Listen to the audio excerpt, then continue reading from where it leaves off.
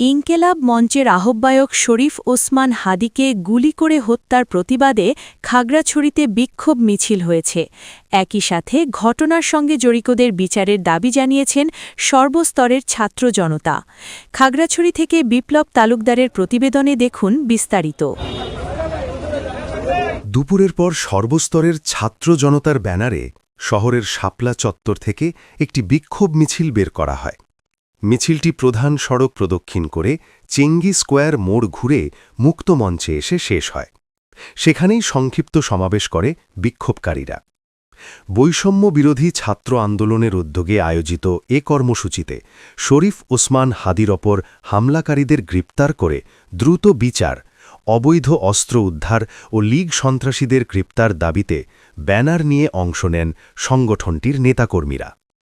সমাবেশ থেকে হাদি হত্যার বিচার চেয়ে অপরাধীদের দ্রুত আইনের আওতায় আনার দাবি জানান বক্তারা।